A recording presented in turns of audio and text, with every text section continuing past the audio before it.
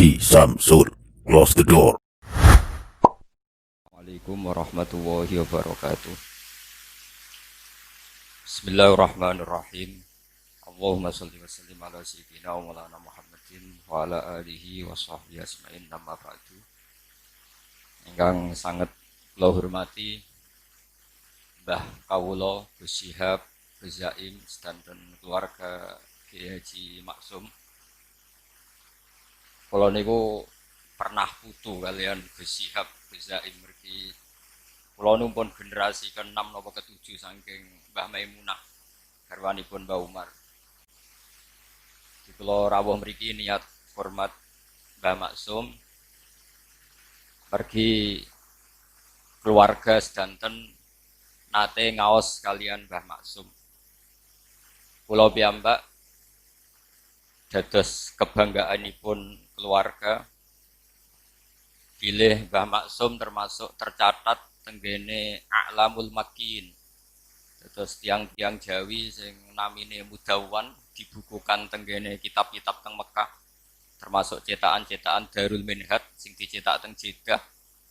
Niku keluarga Lasem termasuk nyumbang paling kathah. Teng mriku wonten Mbah Maksum, Mbah Bedawi, Mbah Sidik. Niku keluarga-keluarga Lasem ingkang dicatet teng A'lamul Makin, termasuk pun cetakan Darul Minhaj sing notabene nggih radi-radi Wahabi. Terus radi niku mboten pati tenanan, mergi tradisi teng Mekah niku ulama-ulama Wahabi nggih hormat kalian kita. Kula gadah kitab namine Al-Futyah Al-Ulya li Hayati Kibari Ulama'i Saudiyah. Niku teng mriku teng Masailul Haji.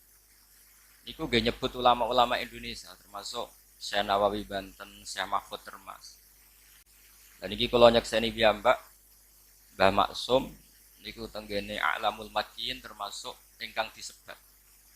Beliau disebat nasaban secara nasab nggih disebut bener Maksum bin Ahmad Saturuse, terus belajaripun teng Syekhona Khalil tenggene Mbah sinten Mbah Soleh Darat Soleh di Umar As-Samaroni.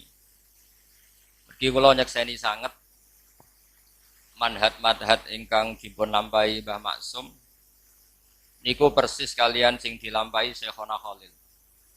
Terus kula gadah cerita Mbah Maksum nak ngaos tafsir ngantos dalu.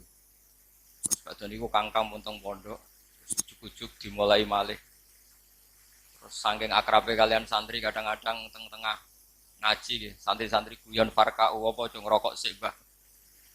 Sing paling kula kenang dari cerita-cerita kiai-kiai sing naos ngaji Mbah Maksum niku nak ngaos ngangge kopi, ngangge apa muk agung. Terus santri dikan ngunjuk. Santri ini ngombe tenanan tapi dintekno dari Mbah Maksum yo jontekno aku sisani. Padahal nyongkone santri niku tabarruk kalian Baqiyah utai asare Mbah Maksum. Terus kula suwun tabarruk teng asarun nubuwah, teng asarul ulama, asarul wirasa an-nabawiyah niku para ulama. Iku diterusaken. Said Muhammad tenggene kitab Mafahimu Yajibu Antusahhah. Ya mbake dawuh orang yang ingkar terhadap wasilah itu tidak punya dalil. Karena ketika Allah ngersakno ada seorang raja, niku innallaha qad ba'atsa lakum taluta malika. Ketika Talut dados raja, niku diantara kepedeannya Talut, pede niku percaya diri. Niku inna ayata mulkihi ayyatiyakumut tabutu fihi sakinatum mir rabbikum wa baqiyatum mimma taraka alu Musa wa alu Haruna tahmiluhul malaika. Terus Talut niku PD mimpin, niku mergi gadah sunduk semacam kotak keramat, nih cara mergi peti keramat. Sing teng mriku wonten baqiyatum mimma taraka alu Musa wa alu Haruna tahmiluhul malaika.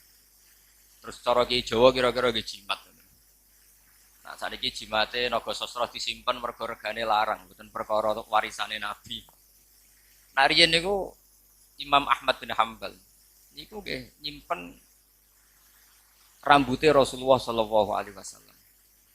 Niku zaman fitnah mihnatil Quran. Ketika ulama-ulama dipeksa kendarani Quran niku makhluk. Niku rambut niku diumbah ngampung kalian Imam Ahmad bin Hanbal. Khalid bin Walid niku nyimpen sya'aratu Rasulillah sallallahu alaihi wasallam. Dan niku mutasil. Riyen wonten intelijen sing neliti Nabi Muhammad sallallahu alaihi wasallam, kekuatannya sampai mana?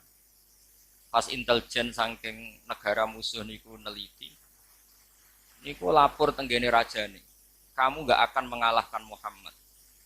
Karena Muhammad, ya tentu nyebutnya Muhammad karena mereka orang kafir. Muhammad tidak pernah berludah, kecuali sahabatnya berebut ludah itu. Dan tidak pernah wudu kecuali kadu yaktatiluna ala wadu'i. Mereka hampir perang karena berebut sisa wudu. Wadu itu sisa wudunya Nabi.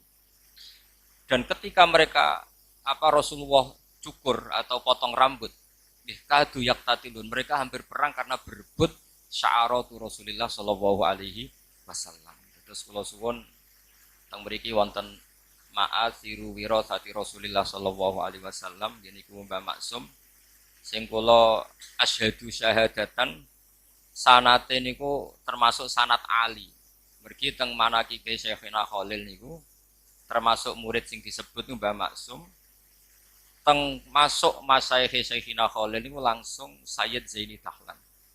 Terus menawi sanat kula, misalnya kula Mbah Mun, Mbah Zubair, Ki Fakih Mas Kumambang, niku Mbah Mahfud lewat Sayyid Abi Bakar Sato Sohibul I'anah nembe Sayyid Zaini Dahlan. Menawi Mbah Maksum berarti Mbah Maksum, Syekhona Khalil. Syekhona Khalil itu menangi Sayyid Zaini Dahlan. Otomatis dia menangi sinten Syekh Nawawi Banten. Terus sanad tenggene Sarak Tembudi Lasem niku termasuk sanad Ali. Sanad Ali itu derajat Mbah Maksum Syekhona Khalil langsung Sayyid Zaini Dahlan.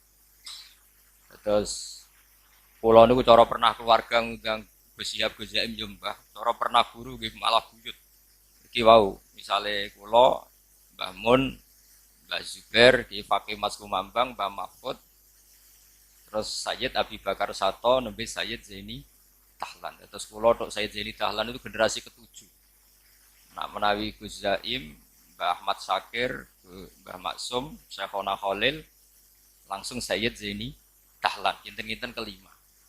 Terus kula suwun tradisi-tradisi keilmuan, tradisi-tradisi tadwin nggih, membukukan manaqibul akhyar ini kedah dilakukan keluarga. Karena ngantos wonten aliran-aliran sing macam-macam niku sebabnya niku boten merujuk al-kutubul mudawwanah, tidak merujuk kitab-kitab sing ditadwin, sing mutadawal, sing di napa wirasatan, jilan anjilin kabiron an kabirin. Terus memahami Quran sak karepe dhewe, mboten ngangge napa? Sanad. Padahal dawuhe para ulama riyen, inna hadzal ilma dinun fangzuru amman ta'khuduna dinakum. Ilmu iku agama, fangzuru amman ta'khuduna dinakum. Maka lihatlah siapa yang kamu ambil ilmunya. Pergi sebagian ilmu niku di luar dugaan akal. Kathah ilmu sing di luar dugaan apa? Akal. Misalnya ngeten, niki sing sering didawaken Mbah Mun. Ihdinas siratal mustaqim siratal ladzina an'amta 'alaihim. Kena apa kok ora ihdinas siratal mustaqim siratoka. Dalan jejeg napa Gusti? Dalane jenengan. Niku boten ngoten dawuhe pangeran. Mergo Allah niku layak kulu wa la yasrab. Allah boten dahar, boten ngombe, boten sari. Sampeyan gak mungkin iso niru Allah. Mergo manusa niku hadis Allah qadim. Nak makhluk nirune ya apik makhluk. Sehingga niru kesolehan nggih niru Mbah Maksum, niru Mbah Bedawi, niru Mbah Sambu. Mergo ihdinas siratal mustaqim siratal ladzina an'amta 'alaihim. Terus nak wonten tiyang kok nyoal gunane syekh wopo, gunane mursyid, gunane kiai itu mboten pati ngaji. Mulane pepatah tengene dunia tarekah orang sing man ta'allama bila syekhin fasaykuhu setan. Orang yang belajar tanpa guru sing mu'tamad iku gurune setan. Kok Allah ndawaken dalan lurus iku dalane sapa? ihdinas siratal mustaqim siratal ladzina an'amta 'alaihim. Terus selama orang itu manusia, maka dalam kebaikan itu pasti butuh master, butuh percontohan. Pergi nak mboten enten percontohan sing didawakan ulama, sing ditakwil kalian ulama. Niku orang akan memahami secara salah. Kula memberi contoh secara gampang. Niki sebagai fakhr kula, bangga kula teng Mbah Maksum. Rasulullah Shallallahu Alaihi Wasallam niku tofa rokiban. Beliau tawaf itu rokiban sambil berkendara. Tapi semua ulama dawakan tawaf masyian, tawaf secara jalan itu lebih afdal ketimbang tofa nopo rokiban. Karena al ajru bi qadri ta'ab. Tapi umpama Rasulullah kok boten nate tawaf secara berkendara, maka kita tidak pernah tahu keabsahan tawaf secara berkendara. Akhirnya tiang-tiang sepuh yang pakai kursi roda, yang kita sepuh harus digendong. Niku mboten enten dalile. Tapi baru kayak Rasulullah nate tawaf rokiban, niku tiang-tiang sepuh sing ngasta kursi roda, ada dalilnya karena Rasulullah berkendara. Artinya ulama tahu bahwa ketika Nabi tawaf rokiban itu menjelaskan boleh, bukan menjelaskan afdoliyah status keutamaan. Maka dawuhipun Ibnu Hajar Al-Asqalani, Nabi tawaf rokiban itu wajib bagi Nabi karena Nabi punya kewajiban menjelaskan secara ilmu biar orang tahu kalau tawaf rokiban itu sah atau boleh. Begitu juga Nabi kadang waktu sholat itu namung istighfar salasan suman soroba, istighfar ping 3 terus bar. Kadang waktu subhanallah 33, alhamdulillah 33, wa akbar 33 terus wa yaqulu fi tamamim ni'ah wa akbar la ilaha illallah wa akbar. Nabi kadang wiridan sediluk itu wajib. Ben wong ngerti nak wiridan itu mboten wajib. Tapi nak sampean wiridan sediluk terus, iku keliru. Mergo ora tahu dadi rujukan. Tapi nak Nabi wajib ben go iling-ilingan. Nak ngono iku mboten apa? Wajib. Wonten malih ini dawuh Fathul Bari, ini contoh pentingnya ulama. Nabi nak badhe salat niku aqbala alal hadirin. Niku semua riwayat aqbala alal hadirin. Madhep total ngetan, cara teng Indonesia kira-kira madhep ngetan. Itu ulama mengatakan itu bukan sunnah yang mengikat dengan arti kita harus sepersis itu. Tapi Nabi ingin memaklumatkan bahwa sholatnya selesai. Karena adegan Nabi boten madhep ngetan, cara Indonesia madhep ngetan, madhep di timur, maka akan dikira Nabi itu fi sholatin. Resikonya apa? Kalau orang jauh-jauh, ini kan Nabi itu imam yang luar biasa karena sayyidul awwalin wal akhirin dan banyak sahabat dari daerah yang jauh. Itu lari-lari karena ingin menangi Nabi. Nah itu kalau Nabi tetap menghadap kiblat kemudian mereka takbir, mengira dirinya masbuk, jebule Nabi pun badhe salat. Itu secara resiko fikih masalah sekali karena Roktus sholat biman laisa fi sholatin, menggantungkan sholat dengan orang yang sudah tidak sholat. Andai kan Nabi tetap menghadap apa? Kiblat. Maka solusinya Nabi madhep ke timur supaya memaklumatkan bahwa beliau sholatnya selesai. Itu kalau nggak ulama tidak bisa.